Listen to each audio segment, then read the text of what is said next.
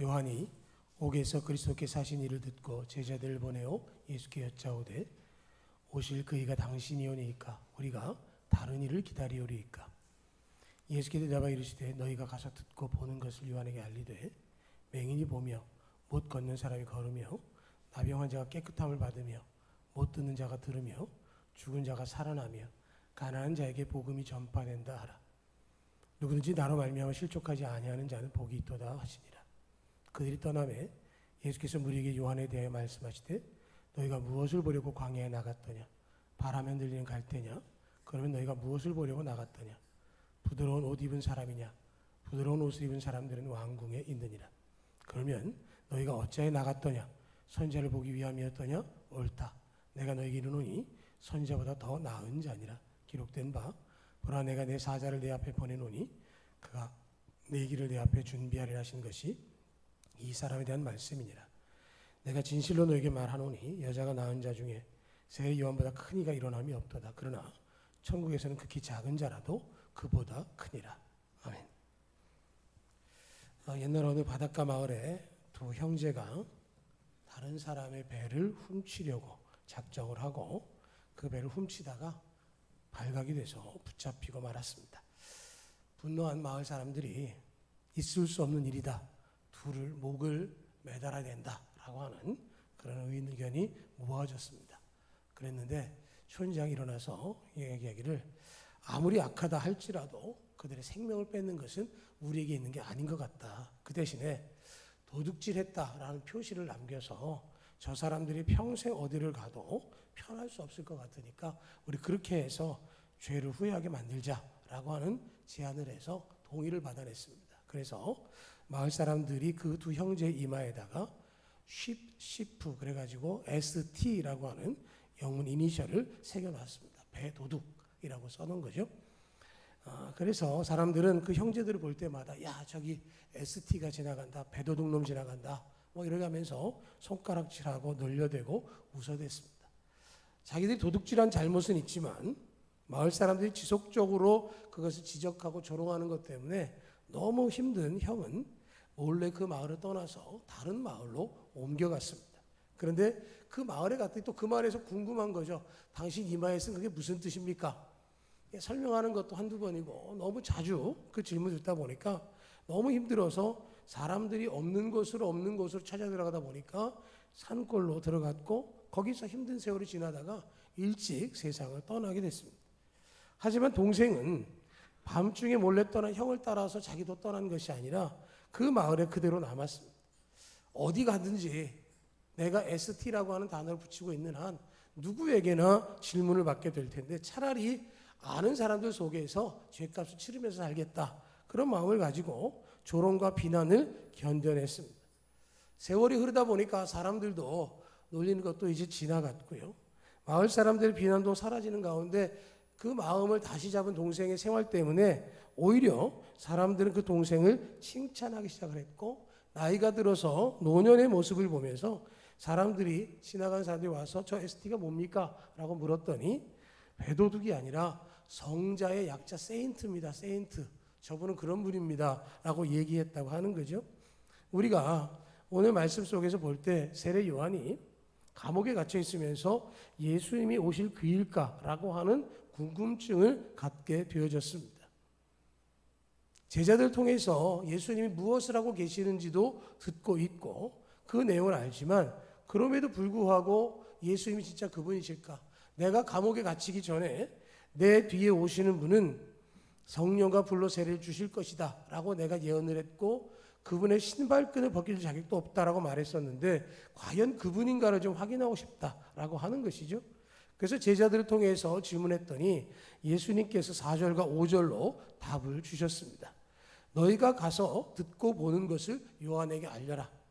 내용은 맹인이 보며 못 걷는 사람이 걸으며 나병한 자가 깨끗함을 받으며 못 듣는 자가 들으며 죽은 자가 살아나며 가난한 자에게 복음이 전파된다 하라. 그러면서 뭐라고 말씀하시냐면 누구든지 나로 말미암아 실족하지 아니하는 자는 복이 있다. 누구든지 나 때문에 시험 들고 나 때문에 걱정 생기지 않는 사람은 복이 있다라고 말씀을 하셨습니다. 예수님을 믿되 의심하지 않고 믿으면 하늘의 복을 받아서 행복한 삶을 산다라고 하는 것이죠. 예수를 믿고 진실한 삶을 살게 되어질 경우에 어떠한 상황 속에서도 우리의 인생을 하나님께서 책임져 주신다라고 하는 것이죠. 우리가 앞에 말씀드린 두 형제 가운데 형은 죄의 굴레를 벗어나지 못했지만 동생은 오히려 그 벌을 잘 감당하고 굴레를 벗어나서 사람들로부터 성인이라고 하는 칭찬을 얻게 되기도 한 거죠. 문제는 동생처럼 그 굴레를 벗는 일이 그렇게 쉽지 않다라고 하는 거죠. 사람들은 죄를 범하고 그 굴레가 씌어지면 거기에 죄를 더하고 죄 가운데 살다가 죄 가운데 죽음을 맞이하는 그런 사람들도 있다라고 하는 것이죠. 하나님께서는 그걸 아시기 때문에 우리를 위해서 예수 그리스도를 이 땅에 보내주셨습니다. 그게 성탄이죠. 예수님께서 이 땅에 오셔서 공생애를 시작하셔서 이 일을 다 하셨다고 5절에서 말씀을 하고 있지만 이 일 이전에 이미 예수님은 아기로 오셔서 공생애를 시작하시기까지 30여 년의 세월 동안 우리가 겪어야 될 모든 것들을 다 겪으셨습니다. 특별히 지금보다도 더 어려운 그 시기에 일찍 아버지를 여인 가정에 소년 가장으로서 그 일을 감당하셨습니다. 성경 속에 보면 예수님의 형제가 최소한 5남매에서 6남매입니다. 어머니 마리아까지 6에서 7 식구를 책임지는 가장의 역할을 어린 시절부터 했기 때문에 인생의 고초를 너무도 잘 알고 계시죠. 그러니까 히브리서에서 뭐라고 얘기를 합니까? 예수님은 우리의 모든 것을 체휼하지 아니하신 분이 아니다. 모든 걸 다 경험하시고 다 체험하신 분이시기 때문에 우리를 불쌍히 여기시고 우리에게 구원의 길을 열어주시기 때문에 누구든지 믿음으로 하나님께 나아가는 자를 구원하는 것뿐만 아니라 하나님 상주신이신 믿어야 한다라고 말씀하셨던 것처럼 주님을 믿고 의지할 때에는 우리의 불행한 요소들을 다 물리치고 이겨낼 수 있다는 것이죠. 주님이 다 겪어주셨기 때문에 우리가 그것을 함께 누릴 수 있게 되어졌다는 말씀을 하고 있는 것이죠. 몇 년 전에 세상을 떠나신 이어령 교수님의 회심 사건은 많은 사람들에게 큰 도전이 됐습니다. 부모님은 믿음의 부모님이셨습니다. 그럼에도 불구하고 73년을 사는 동안 그분은 믿음이라고 하는 것을 인정하지 않았습니다. 부활, 구원 부정했습니다. 그러다가 2007년 그분이 온누리교회에서 세례를 받음을 통해서 아주 우리나라의 큰 뉴스거리가 됐죠.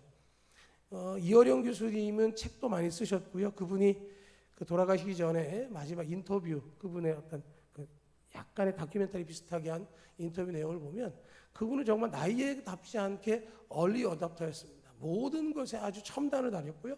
그분이 아주 촌철살인의 언어들이 있었는데 그럼에도 불구하고 그분은 하나님을 알지 못하고 하나님을 인정하지 않았던 거죠. 그랬는데 그분이 2007년에 세례를 받으면서 그분을 간증히 뭐라고 얘기를 하냐면 나는 회심할 수밖에 없었던 이유가 사랑하는 외손자가 과잉 행동장애를 가지고 있고 사랑하는 딸이었던 이민아 목사님이 점점 시력을 잃어가는 것 때문에 자신이 아무리 많은 지식을 가지고 있고 탁월한 실력이 있다 할지라도 아무런 방법이 없다는 사실을 절감했다는 것이죠. 학문적인 세계에서는 최고라고 말할 수 있을지 모르지만 하나님 앞에서는 아무것도 할 수 없는 무기력한 자기 자신을 발견했고 그 무기력했던 자기가 딸 이민아 목사님의 부탁과 함께 기도를 통해서 그 시력이 회복되어진 것을 경험했을 때 정말로 하나님 앞에 굴복할 수밖에 없었다라는 것을 이야기한 것이죠. 하나님께서는 우리가 상상할 수 없는 일들을 하십니다. 맹인이 보고 못 걷는 사람이 걷고 나병한 자가 깨끗함을 얻고 못 듣는 자가 듣고 죽은 자가 살아나고 가난한 자에게 복음이 전파되는 이러한 상황들은 인간적으로는 펼칠 수 없는 일이지만 하나님께서 역사하시는 것이고 하나님께서 이런 일을 하셨다면 이것보다 작은 일, 소소한 일들은 당연히 하나님께서 해결해 주시는 것이죠. 힘들고 지치고 낙심되어질 때마다 감당할 수 없는 일을 겪게 됐을 때마다 주님께 도움을 청하면 우리 주님께서 기도를 들어주시는 것이죠. 이사야 35장에도 보면 하나님께서 바벨론 포로로 잡혀간 이스라엘 백성을 향해서 이렇게 말씀하세요. 광야와 메마른 땅이 기뻐하며 사막이 꽃을 피울 것이다. 사막이 풍성한 꽃들과 함께 기뻐 외치며 즐거워할 것이다. 레바논의 숲처럼 갈멜산과 샤론의 평화처럼 아름다울 것이다.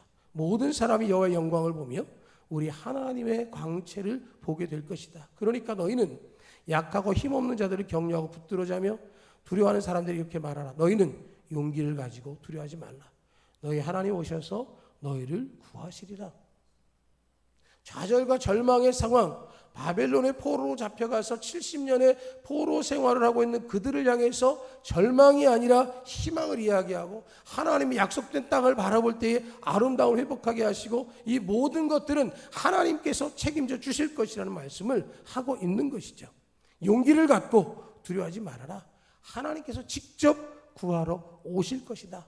힘을 내서 다시 일어나라 하는 말씀을 하고 있는 것이죠. 주님은 언제나 우리와 함께 하신다고 말씀하셨습니다. 마태복음 28장에서 세상 끝날까지 함께 하신 주님, 로마서 8장에서 세상의 어떤 것들도 하나님의 사랑에서 우리를 끊을 수 없다고 말씀해 주셨습니다. 그렇다고 한다면 우리는 그런 믿음을 가지고 살아가야 하는 것이죠. 주님의 도우심을 기다리고 포로 생활에서 벗어나서 하늘나라에 갈 준비를 해야 하는 것입니다. 주님의 인도하심을 받아야 되는 거죠. 날마다 인도하심을 받아야 됩니다. 어떤 분이 지팡이를 짚고 다니시는데 지팡이를 짚고 다닐 때마다 자기는 갈림길이 있을 때마다 하나님께 기도하고 지팡이를 이렇게 떨어뜨려 가지고 지팡이가 가리키는 방향으로 간다는 거예요. 그런데 어느 날 갈림길에 있는데 그분이 계속 지팡이를 놨다 또 집었다 놨다 또 집었다 하는 거예요. 저분은 지팡이가 가르치는 대로 간다는데 왜 저러고 있을까? 그래서 궁금한 사람이 물어봤답니다. 왜 그러세요? 그랬더니 나는 하나님이 가르쳐주는 대로 간다고 지팡이가 떨어진 대로 가는데 오늘은 내가 가고 싶은 대로 안 떨어진다고. 그래서 계속 지팡이를 던졌다 그래요. 사람들은 하나님의 뜻대로 한다라고 말하지만 자기가 원하는 대로 내가 하는 대로 해주지 않으면 아닌 것처럼 생각할 때가 있다는 거죠. 그러나 분명한 것은 뭐냐? 주님께서 인도하시는 대로 따라가야 된다는 거예요. 내가 원하는 길이 아니라 할지라도 인도하신다면 그 길을 가야 되고, 반대로 내가 가고 싶은데 가지 말라고 하시면 가지 말아야 되는 거죠. 그래서 뭐라고 말씀하셨어요? 누구든지 나로 말미암아 실족하지 아니하는 자는 복이 있도다.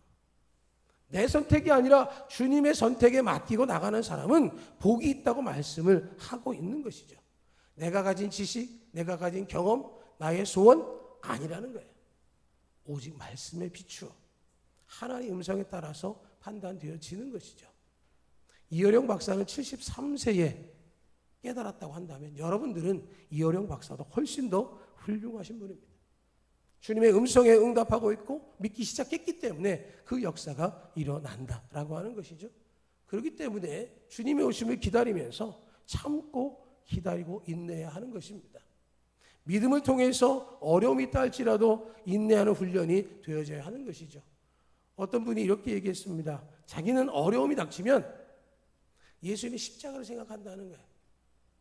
무슨 말입니까? 그랬더니 예수님이 십자가에 달리시고 3일 만에 부활하셨는데 정말 어렵고 힘들 때 자기는 3일 동안 참고 기다린다는 거예요. 그러면 사흘 뒤에는 하나님께서 새로운 해가 뜨도록 만들어 주시더라. 그분의 체험이죠.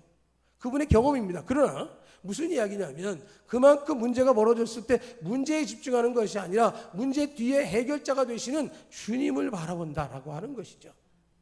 야고보 5장 말씀처럼 주님이 오실 때까지 참고 기다리고, 농부가 귀중한 추수를 기다리면서 늦은 배 이른 비를 기다린 것처럼 그런 기다림이 우리 가운데 있어져야 된다는 거죠. 우리는 속전속결이에요. 대한민국 사람들은 한 방에 해결돼야 되고 빨리 끝나야 되고 빨리빨리 돼야 되지만 신앙은 빨리빨리가 아닌 것이죠. 주님의 때에 주님의 이끄심 따라서 열매가 맺혀질 것을 기대하고 우리가 온전한 믿음 가운데 주님을 바라볼 수 있어야 하고 주님을 닮아가야 할 줄로 믿습니다. 우리가 대림절을 마무리하면서 정말로 주님의 뜻을 생각합니다. 주님이 우리에게 주신 음성을 떠올립니다.